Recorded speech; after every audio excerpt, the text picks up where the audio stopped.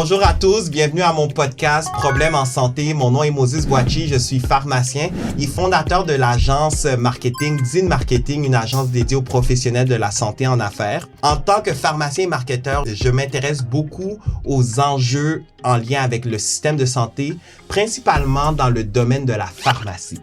Et aujourd'hui, à notre émission, on va discuter des enjeux éthiques liés à la publicité et au marketing en pharmacie. Et pour ça, j'ai avec moi un invité spécial, une sommité en pharmacie, Monsieur Denis Roy. Bonjour Denis. Bonjour Moses, t'es trop gentil, comme toujours. Est-ce que tu peux nous résumer un peu ton parcours professionnel, Denis?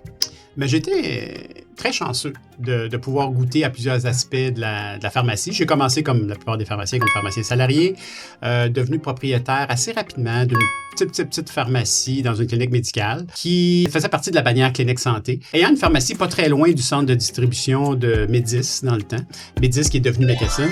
Je me suis impliqué face à cette bannière-là pour finalement être recruté par le vice-président exécutif pour m'occuper de cette bannière-là et d'autres bannières à travers le Canada au niveau des services professionnels. Donc, ça a commencé ma carrière comme directeur des services professionnels. Ça a évolué quand même assez rapidement. McKesson avait des hésitations par rapport à sa relation contractuelle avec les chaînes et les bannières. À ce moment-là, il valorisait les contrats de distribution. Donc, il ne voulait pas rentrer en compétition avec Uniprix.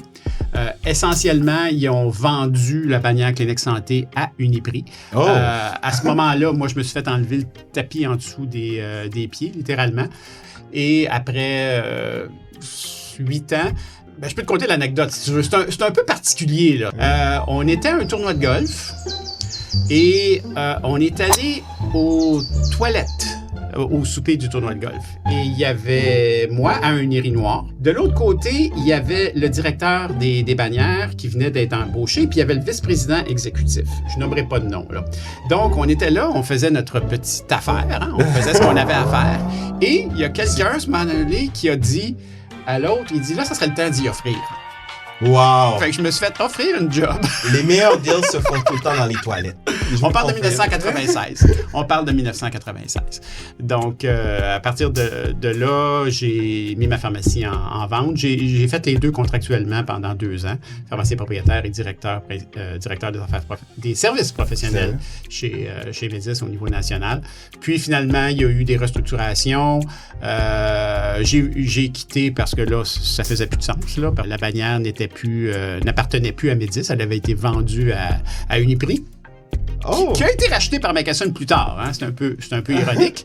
Full circle. Ouais, full circle. Puis à ce moment-là, moi, je suis devenu un peu l'émissaire canadien de McKesson au niveau des États-Unis pour aller voir les différentes façons de développer les affaires. C'est même toi qui as introduit les médicaments de spécialité au Québec?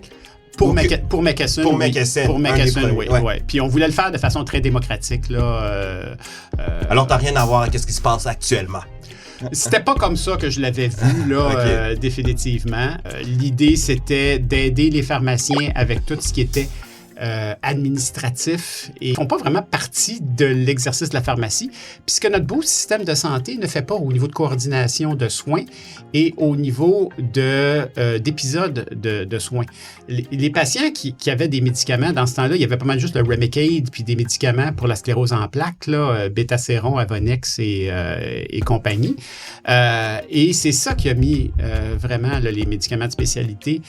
Le système de santé enseignait pas aux gens comment s'injecter, où il n'y avait pas de clinique d'infusion, et ils ne voulaient surtout pas payer pour ça. Donc, l'industrie pharmaceutique a inventé toute la question des médicaments de spécialité et les grossistes, en voulant rendre des services aux manufacturiers, certains grossistes ont embarqué dans ce domaine-là, dont McKesson, dont Shoppers plus tard, qui a acheté aussi une compagnie. Mais en le faisant, en respectant tous leurs clients. C'est certain que quand un grossiste s'implique, il ne veut pas favoriser juste certaines pharmacies parce que là, les autres vont protester. Même, j'étais allé rencontrer des pharmaciens qui avaient déjà compris qu'il y avait un marché dans ce domaine-là pour leur dire, écoutez, nous, on va vous aider, on va vous soutenir, on ne sera pas en compétition avec vous, on va vous offrir des services de support. De support. On va vous soutenir. Ça avait été bien accepté. Là, je vous parle du début 2000. Là. Début 2000. C'était un autre monde. Là. Moi, je t'ai connu quand tu étais chez Pharmaprix. Tu as passé 18 ans chez Pharmaprix, Ouais. directeur des affaires professionnelles. Ouais, un rôle qui a changé énormément. Au début, j'étais impliqué un peu dans les services professionnels. De plus en plus, ça a été rapatrié à Toronto. La compagnie, c'est quand même assez centralisé. À la fin, j'étais presque uniquement à faire du lobby. Là, c'était pour les nouvelles activités, aider les pharmaciens à être mieux reconnus pour leur profession. Puis il y a eu gérer la pandémie qui a été quelque chose. Et j'étais aussi président de l'Association des bannières et chaînes en pharmacie pendant 2016 à 2023. Donc, j'ai présidé les débats, essayé de faire progresser la grande famille de la pharmacie. Okay. Évidemment, sans collusion, en s'assurant qu'on respecte les règles. La loi sur la concurrence, c'est toujours important de le faire de la bonne façon. Donc, on faisait notre prière avant chaque meeting de dire on n'aura pas des propos inappropriés. Inappropriés. Là, tu travailles, tu es un pharmacien semi-retraité. Tu as pris ta retraite de Pharmaprix et là, tu es consultant. Tu travailles entre autres avec nous chez Din Marketing. Tu es notre réviseur éthique déontologique qui nous apporte beaucoup qui surveille nos angles morts. Je dirais ça comme ça. Ouais, ben c'est un peu ce que je faisais chez Pharmaprix aussi, là, avec la publicité. Je devais la réviser. C'est beaucoup plus le fun de le faire avec vous autres. Honnêtement, tout se fait en français, c'est beaucoup plus simple. Il n'y a pas de barrière de culture, il n'y a pas de barrière de langage, et il y a une compréhension qui est là. Fait que c'est vraiment un honneur. Merci de me permettre de continuer ça. Merci à toi d'avoir accepté aussi. Ben, ça fait plaisir. Puis je fais encore un petit 2-3 chiffres par semaine en pharmacie pour me garder. J'ai toujours fait ça, même pendant mes 18 ans chez Pharmaprix. Je travaillais une journée par mois. Un pied dans le terrain. Une journée par mois. J'ai toujours aimé ce contact-là. Même si parfois ça peut être lourd, je dois avouer. Là, hier, ça a été... Il y a un bout de journée qui a été tough.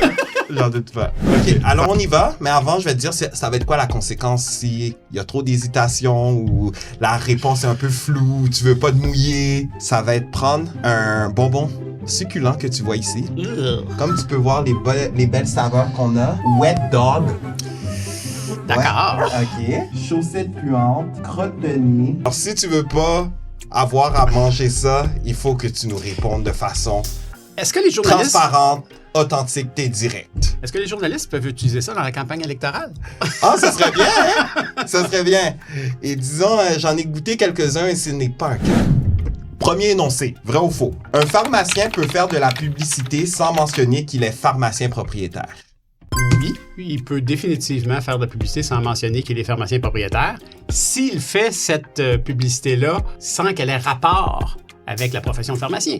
Un pharmacien comme Moses Boachi peut faire de la publicité à propos de son agence Din Marketing sans mentionner qu'il est pharmacien propriétaire si ça n'a rien à voir les services qu'il rend avec la profession de pharmacien. Cependant, s'il y a un lien avec l'exercice de la pharmacie, il ne peut pas se cacher derrière un autre nom, un nom de chaîne, un nom de bannière. Il est responsable des actes et il doit absolument le dire. Et s'il mentionne une chaîne ou une bannière à laquelle il est affilié, ou même une marque de commerce qui n'a pas nécessairement rapport avec les chaînes et les bannières qui sont bien connues, il doit absolument dire qu'il est pharmacien propriétaire et son nom. Et il n'y a pas de nom de compagnie à utiliser. Là, c'est lui qui est responsable.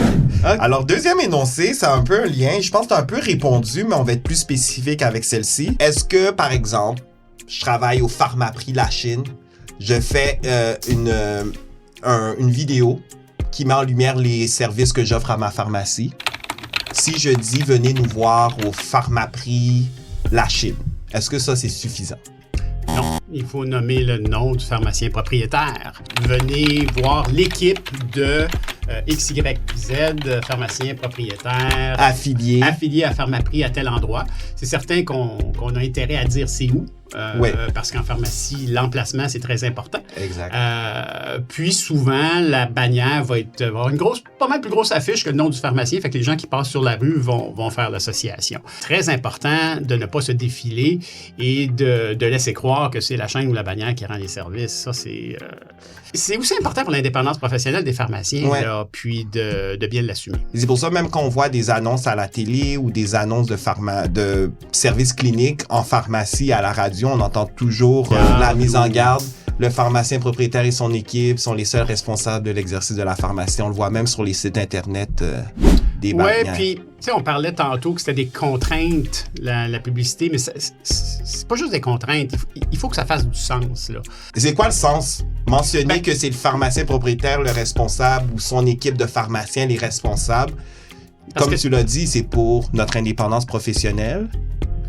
Le bon côté de l'indépendance professionnelle que les pharmaciens se targuent, mais aussi le mauvais côté de l'indépendance professionnelle, qui est la responsabilité professionnelle. OK. S'il y a un problème avec le service, c'est pas la chaîne qui va être traînée en justice, c'est le pharmacien. C'est le pharmacien. C'est le pharmacien propriétaire lui-même. C'est lui qui va avoir un enjeu, soit avec les enquêteurs de l'ordre, soit avec le Fonds d'assurance responsabilité professionnelle, ou même à d'autres égards, là. Donc, c'est juste conséquent. C'est juste conséquent. Je te dirais même que je me mets à la place du public général, c'est rassurant de savoir que les décisions en lien avec ma santé sont gérées par un pharmacien, par un professionnel de la santé et non une entité commerciale, par exemple. Absolument. Ça résonne mieux chez les gens. La population, elle a une relation particulière avec son pharmacien, son équipe de pharmaciens, à la pharmacie qu'ils fréquentent. Donc, toutes ces publicités-là qui sont faites centralement pour dire qu'il y a 400 pharmaciens qui font ça, 400 pharmacies qui le font de la même façon, c'est pas vrai. Ouais. C'est pas vrai. Chez McDo, ils peuvent faire un hamburger toujours de la même façon parce qu'il n'y a pas de jugement professionnel qui est impliqué. Donc, ce genre de publicité-là de masse fonctionne. Mais quand on est un pharmacien propriétaire, on veut créer ce lien-là unique entre son équipe et ses patients. Puis c'est ça qui vraiment va bien résonner chez la population, puis qui va amener de la business dans une pharmacie, puis qui va faire des services professionnels qui donnent des résultats thérapeutiques qui sont probants et importants. Une connexion humaine, comme tu le dis. Et c'est ça la clé dans le marketing. Et c'est ça, on le voit de plus en plus. Même les grosses compagnies emploient cette stratégie qui est le storytelling, l'approche humaine, le marketing personnalisé. On dit souvent en pharmacie, il faut personnaliser le traitement de nos patients. Et c'est vrai, même dans notre communication, il faut que ça soit personnel et unique à nous. Parce que même au sein d'une bannière, les différentes succursales, comme tu dis, le service peut être différent, l'approche peut être différente, le jugement du pharmacien peut être différent d'une pharmacie à l'autre. Mm-hmm. Alors, c'est quelque chose à garder en tête. Merci, Denis. Absolument. Un pharmacien peut recommander un produit de santé en vente libre dans une vidéo. Je recommanderais d'être prudent et de ne pas faire ça. Tout simplement parce que ça peut avoir l'air qu'on recommande un produit, qu'on fait un témoignage d'appui ou de reconnaissance envers un produit. On fait la promotion de médicaments. On fait la promotion d'un médicament. Et ça peut être problématique. Donc, et on le voit des fois dans des publicités là, à la télé, je nommerai pas la sorte de dentifrice là, que des pseudo-dentistes endossent. Mais ce serait quoi l'alternative? Parce que moi, je suis créateur de contenu depuis longtemps en ligne et les gens ont souvent des questions spécifiques en lien avec les médicaments. Et c'est pour ça qu'ils viennent nous voir, même en pharmacie, nos conseils MVL, par exemple, ou même avec des médicaments prescrits, lorsqu'on remet un nouveau médicament à un patient, ils veulent quand même sentir un peu notre expertise en lien avec les médicaments et les produits de santé. Est-ce que tu aurais peut-être une alternative à recommander dans un cadre de pas publicité, mais de création de contenu en ligne, de vidéos? Ce serait quoi l'approche, la twist qu'on pourrait... Là, j'espère qu'il n'y a pas de bonbons d'impliquer parce que ça ne sera pas direct comme réponse. Ben là, si c'est pas direct, on a dit... OK, je vais être très direct. OK. Attention. OK. Très vas-y. Direct. Très, très direct. Il est clair qu'on ne peut pas nommer une marque de commerce puis un produit. OK. On peut parler en termes généraux et dire, par exemple, s'irriguer le nez, les sinus, alors, avec les MNP. une solution saline, sans nommer le produit en particulier que le pharmacien recommanderait à ce moment-là. OK. Il est certain que s'il n'y a pas de lien financier et que la compagnie ne paye pas pour la publicité, ça aussi, c'est important. Ouais. Parce que même si on parle en termes généraux et que le pharmacien va chercher une commandite, ce lien-là, il devient clairement, il y a un conflit d'intérêt. Très, ça, c'est clair. Mais par exemple, faire une vidéo sur la différence entre l'acétaminophène et l'ibuprofène, parce que c'est une question générale qu'on reçoit beaucoup. On nomme pas de nom de compagnie. Il n'y a pas de A, il n'y a pas de T dans ce que tu as dit. Là. Non, exactement. Okay. C'est les dénominations communes et on reste très factuel. Voici la différence et on présente les risques associés à ça, les contre-indications et toujours on finit par consulter votre pharmacien pour plus d'informations ou pour savoir si c'est adéquat pour vous. Si on le fait dans cette approche-là, est-ce que ce serait correct? Je rajouterais qu'il faut probablement référer aux monographies officielles des produits. Okay. La complétude de l'information, c'est un autre enjeu potentiel. Je ne sais pas si vous voyez, mais dans les petits fichiers, les petites fiches qu'on remet de vigilance clinique pour pas les nommer. Oups, je les ai nommés. Mais, très belle équipe et très bon produit. J'ai endossé quelque chose. Bref, il est écrit dans le bas, il y a un avertissement que ça ne remplace pas les monographies, que ce n'est pas nécessairement complet. Donc, toujours faire attention au niveau de la complétude de l'information, dire que les gens doivent compléter leur recherche avec des documents officiels. C'est un bon point qu'est-ce que tu dis, parce que techniquement, dans une capsule de 30 secondes, 1 minute, tu n'as pas le temps de tout dire. On peut mettre des liens à la fin. Là. On peut mettre des liens, on veut vulgariser, on veut garder ça simple.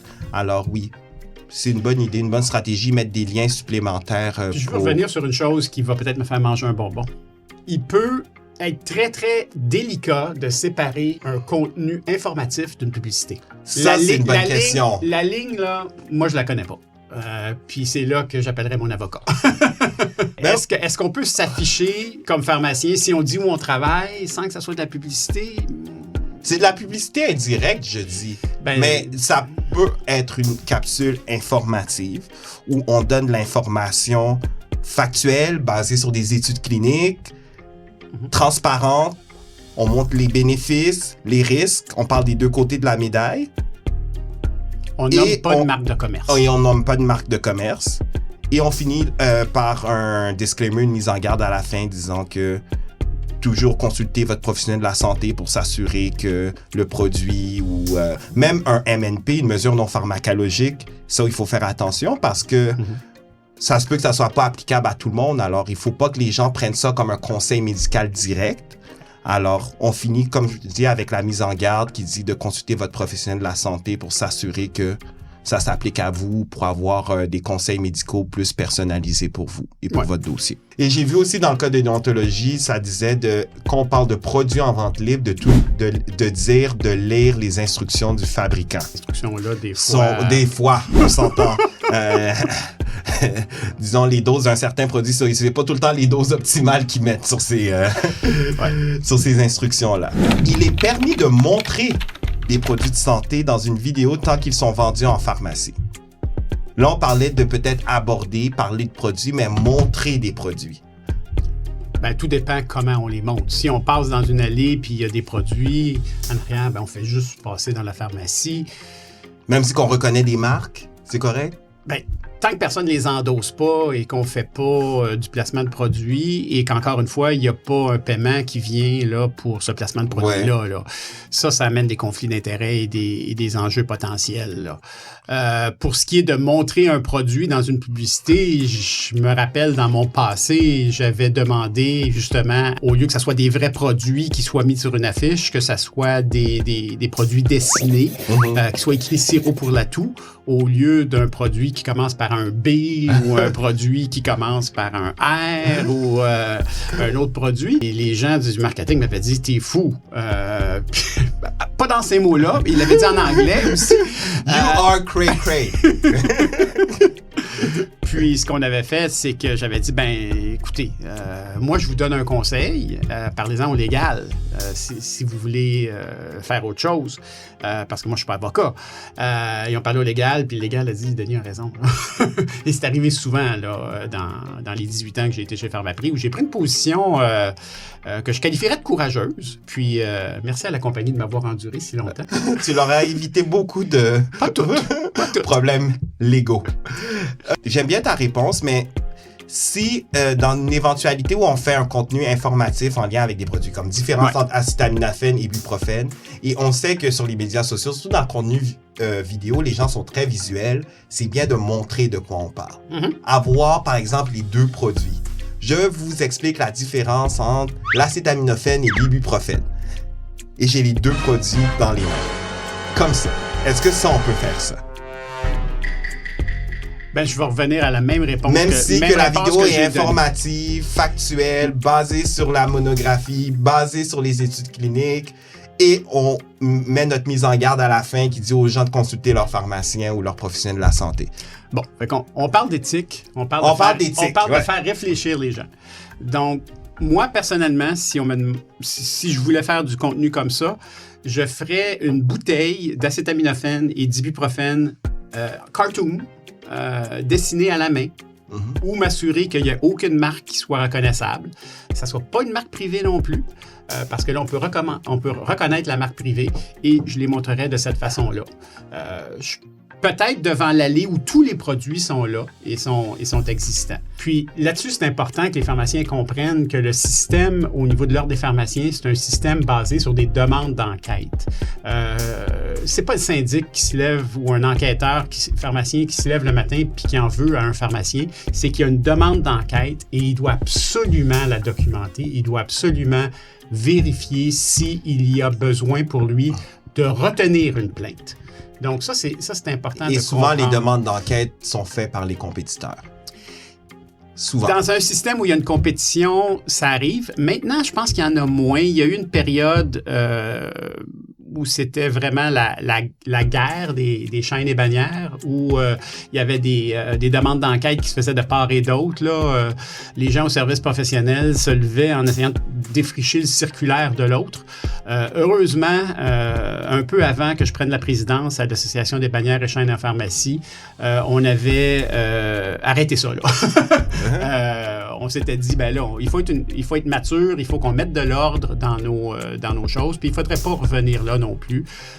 Moi, je recommanderais à un pharmacien qui voit quelque chose d'inapproprié. Parce que ça puise des ressources, comme des plaintes. On parle des plaintes qui sont faites pour rien, par exemple, qui sont faites par caprice ou par compétition, comme tu dis.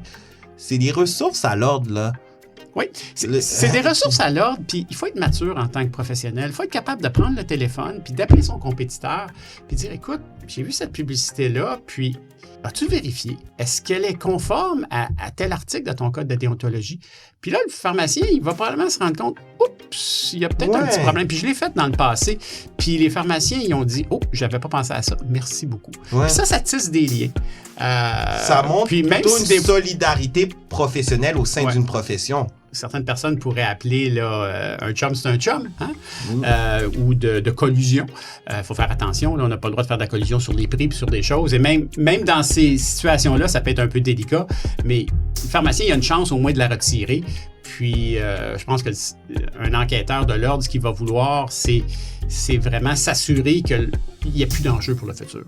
C'est le droit disciplinaire, c'est oui pour sanctionner, mais sanctionner à des fins préventives pour s'assurer d'éviter les mauvais comportements. C'est pas punitif en nature. Ouais. Mais encore là, je suis pas avocat. Il y a eu des belles conférences qui ont été faites là-dessus dernièrement sur le rôle du syndic. Puis il y a des documents sur le site de l'Ordre qui expliquent bien ça aussi.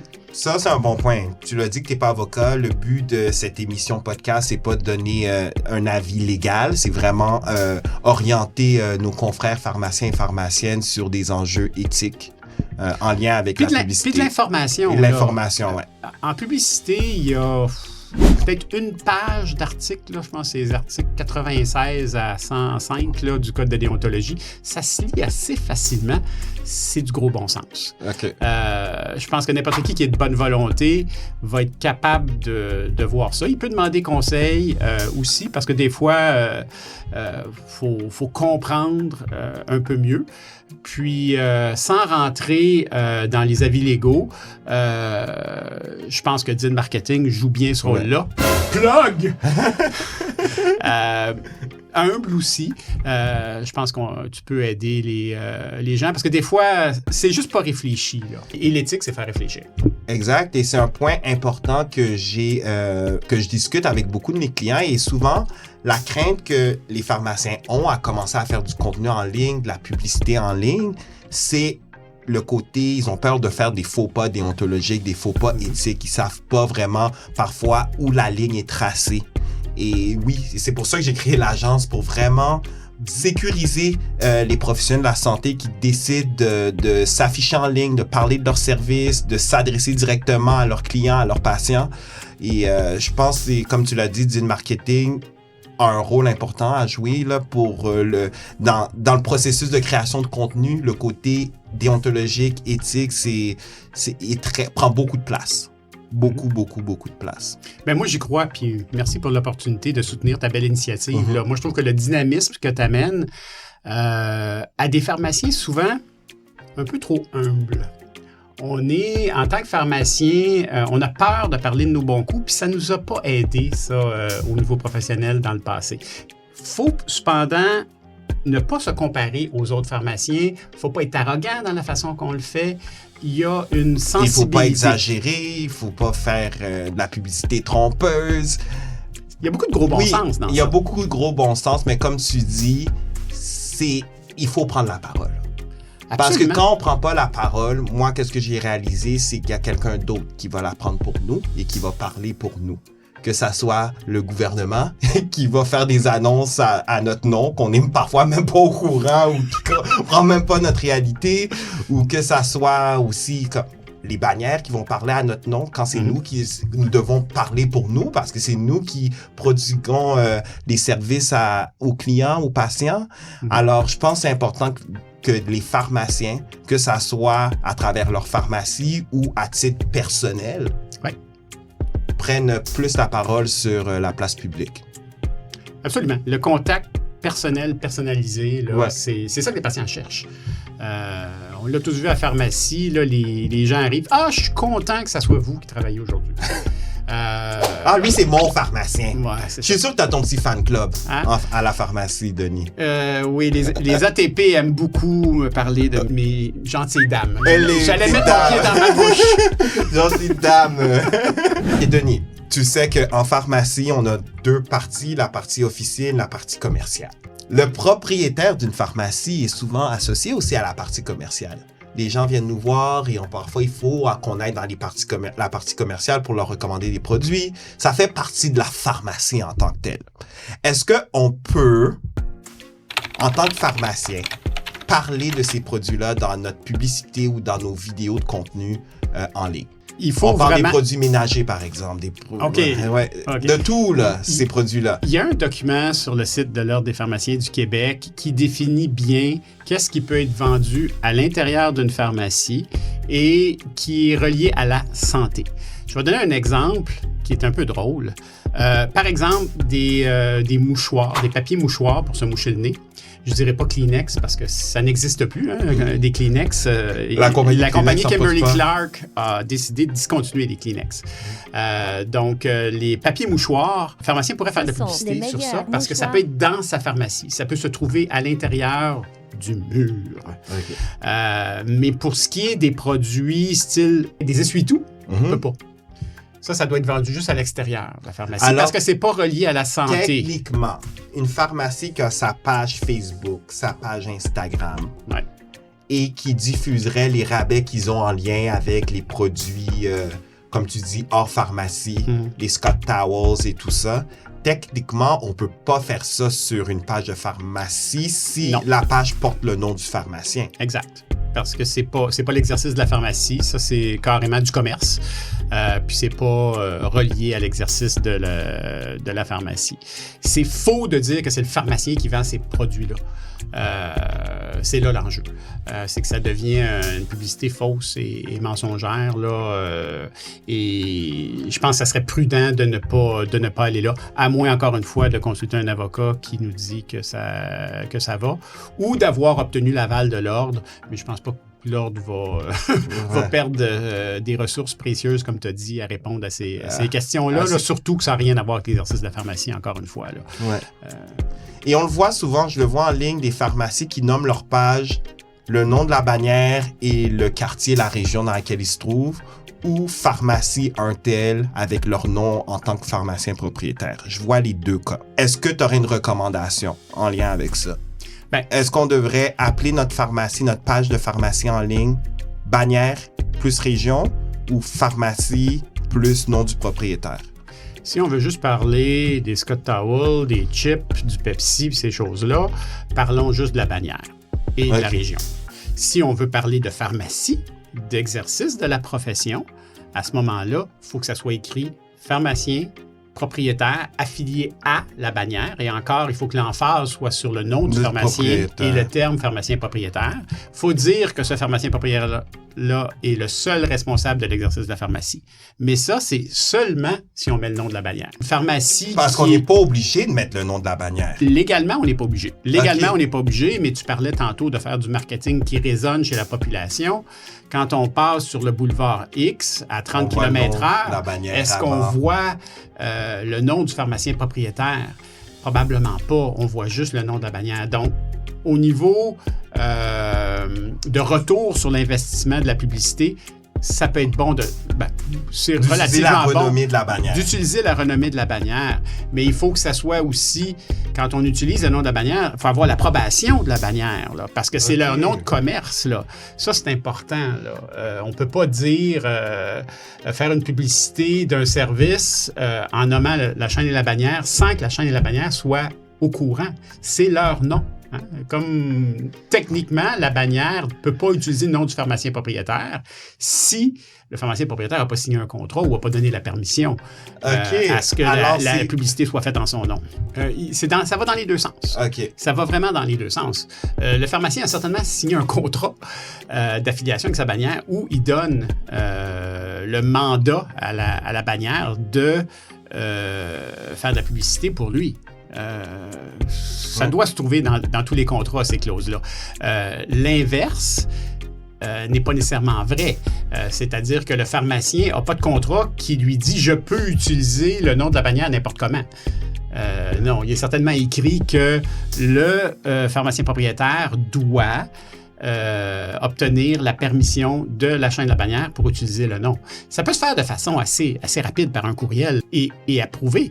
Je pense que n'importe quelle chaîne ou bannière qui voit un pharmacien propriétaire dynamique, qui veut aller un petit peu plus loin que la publicité, qui est faite en son nom par la bannière, qui veut être personnalisé, mais il faut qu'il l'encourage. Ouais. Cependant, il faut qu'il y ait des normes aussi, puis comment est-ce qu'on utilise le logo d'une pharmacie. Il y a des normes graphiques, toutes sortes de choses. Toutes des choses qu'une agence de publicité va obtenir du près de la bannière. Et c'est là l'avantage de faire affaire avec une firme qui a une renommée, qui a une crédibilité et qui va bien respecter les guides que la chaîne ou la bannière va mettre de l'avant. Là. Parce que quand on y pense, quand on regarde les publicités faites par les bannières, c'est souvent en lien avec la partie commerciale, les produits commerciaux.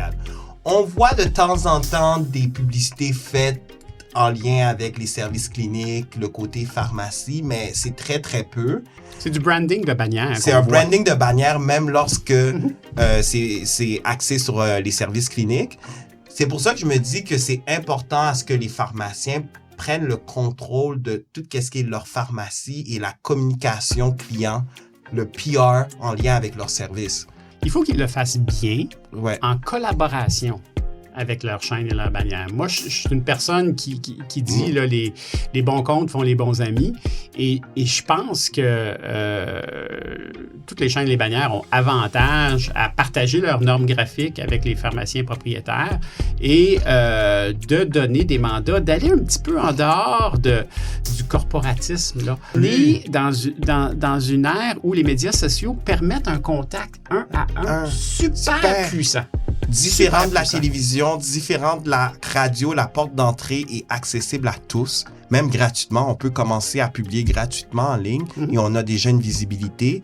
Et aussi, comme tu viens de le dire, l'approche froide, corporative, très, très professionnelle, c'est plus ça qui capte l'attention des gens, c'est pas ça qui gagne la confiance des gens, surtout dans l'ère des médias sociaux actuels. Tout à fait. Même les compagnies, on le voit dans plusieurs industries, ils essaient d'humaniser leur marque, se rendre plus accessible. Et je pense que ça, c'est vraiment la clé des médias sociaux et c'est pour ça que les médias sociaux font partie du marketing moderne. Et il faut embarquer dans cette mentalité-là parce que si on approche les médias sociaux avec ce côté très professionnel, froid, léché, corporatif, ça va résonner avec personne. Et je l'ai testé, je l'ai faite. Je l'ai faite, cette erreur. Il faut être vrai. Ouais. Il faut être vrai. Dans tout ce qu'on fait dans la vie, il faut être authentique. Il faut s'assurer qu'on rejoint les gens. Et pour ça, le meilleur porte-parole pour une pharmacie, c'est le pharmacien propriétaire. Oui. La synergie qui existe avec les moyens des chaînes et bannières et le pharmacien propriétaire et son équipe. Oui. Son équipe de pharmaciens, son équipe d'ATP. Alors, tout le monde que les clients vont voir quand ils vont venir dans cette pharmacie-là. J'imagine qu'après, les patients voient « Hey, je t'ai vu dans... » C'est magique. Et moi, il y a eu des clients pharmacie qui m'ont dit qu'ils sont rendus des célébrités locales. Parce que les gens, c'est ça qu'ils aiment. Ils veulent s'identifier. Avant même de mettre les pieds dans ta pharmacie, ils savent déjà t'es qui. Ils connaissent ton équipe. Ils connaissent votre approche, vos services, vos valeurs. C'est très puissant. Oui, tout à fait. OK. Un pharmacien peut publier un témoignage de reconnaissance d'un patient en ligne. Malheureusement, non. C'est les témoignages d'appui et de reconnaissance, c'est clairement écrit noir sur blanc dans le code de déontologie qu'on ne peut pas faire ça. On ne peut pas faire ça. Oui.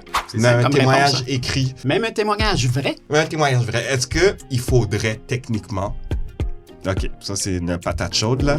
Si vraiment quelqu'un le fait de son gré, commente sur notre Google Reviews, Google Business, sur une publication qu'on a faite. Ah, c'est la meilleure pharmacie, ce pharmacien-là est trop fin. Est-ce que techniquement, il faudrait enlever ce commentaire-là? J'aime pas la censure. OK. Je vais commencer avec ça. Moi, habituellement, ces gens-là, on pourrait les connaître. Et moi, je leur demanderais, je leur expliquerais que, selon mon code de déontologie, il serait préférable qu'ils retirent leur commentaire. Je garderais une note de ça, comme quoi que j'ai bien fait ça. Là, la preuve que j'ai communiqué avec cette personne-là, j'ai demandé de l'enlever. Mais si on parle d'un contexte d'une vidéo virale, dans le sens, c'est plein de monde que n'importe qui aurait pu écrire ce message-là. Il y a des dizaines, voire une centaine de commentaires. On ne peut pas non plus passer notre temps à essayer de monitorer tous les commentaires qui ont été laissés. Là. À l'impossible, nul n'est tenu, on s'entend. Ouais.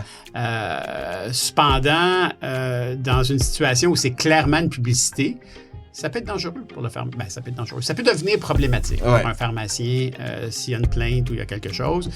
Puis, je pense que... il y a eu des coups montés dans le passé. Disons ça comme ça.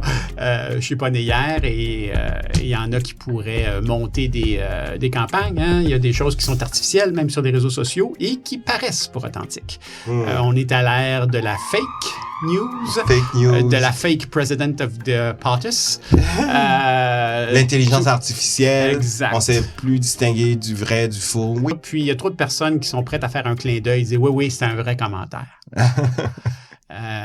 Quand on discutait avec des gens à l'ordre, il y en a qui appelaient dans le passé, ça s'appelait le test Paul Arcand. OK. Si tu es capable de passer une entrevue à Paul Arcand puis de défendre ton point au niveau éthique et que tu te fasses pas ramasser par Paul Arcand, ça va passer le test. Un pharmacien peut répondre à une question de santé. Un usager lui envoie une question privée en lien avec sa santé. S'il le fait, il exerce la pharmacie. Ouais. Donc, il doit rencontrer tous les standards de pratique, la confidentialité, s'assurer que le canal est approprié, puis il engage sa responsabilité professionnelle, puis il laisse des traces par écrit. OK, alors si c'est pas un délicat. patient de sa pharmacie, il n'a pas accès à son dossier pharmacologique, qu'un pharmacien le fasse de façon à titre personnel, sur sa page ou à travers une pharmacie, c'est risqué de faire ça. Même donner un conseil à un party de famille, à son beau-frère, à sa belle-sœur, on engage notre responsabilité professionnelle. OK. Alors, une pharmacie qui ferait du contenu en ligne et ils reçoivent des questions personnelles d'usagers des médias sociaux, ce serait mieux de diriger ces gens-là à les contacter à la pharmacie plutôt. Oui. Et pour répondre à la question avec, comme tu dis, toutes les procédures, les standards, les questions appropriées à poser. Absolument. OK. Make sense. OK. Si un service est payant, il est obligatoire de mentionner son prix exact dans la publicité. Le prix exact, non, mais de mentionner que des frais s'appliquent, oui. Les prix peuvent varier de temps en temps. Faut faire attention, pas que ça varie trop, là. Il faut que ça soit justifié, là. Ouais. Question aussi de garder la crédibilité des patients, là. La question des prix, c'est pas juste une question légale, c'est une question de relation avec la clientèle. Donc, il y a une qualité à ne pas surprendre le patient. Ah, regardons ça coûte 100 $. Ouais. Fait qu'il faut aussi que les prix soient alignés avec le type de service. OK, dernière question, et ça, c'est plus une question technique. Un pharmacien peut utiliser le symbole graphique de l'ordre dans ses publicités. Il y a un article spécifique du Code de déontologie qui porte sur le syndrome graphique de l'ordre et il doit être fait de façon fidèle avec le symbole graphique qui existe et il doit être associé à ce moment-là juste au nom du pharmacien propriétaire. Et pas au nom de la bannière. Et pas au nom de la bannière. Là. C'est important de respecter la façon que l'ordre veut utiliser son logo. C'est le logo de l'ordre. C'est un logo qui est très beau. C'est un logo qui est reconnu un peu partout. C'est une belle marque. De façon universelle, oui. Mais c'est une marque de l'ordre. Ouais. Donc, il faut le faire selon l'article du Code de déontologie, que c'est assez facile, hein? Google. On va voir. On a fait le tour des questions. Merci de t'être prêté au jeu, Denis. Même si que tu as respecté toutes les règles, tu n'as pas hésité, tu as bien répondu, j'aimerais que tu goûtes un de nos bonbons. Ça va être notre... Mais il faut que tu le fasses avec moi. Là. OK, oui, je te suis. Moi, j'ai... OK, on y va. OK, foie et oignon. OK. On y va? 1, 2, 3, go.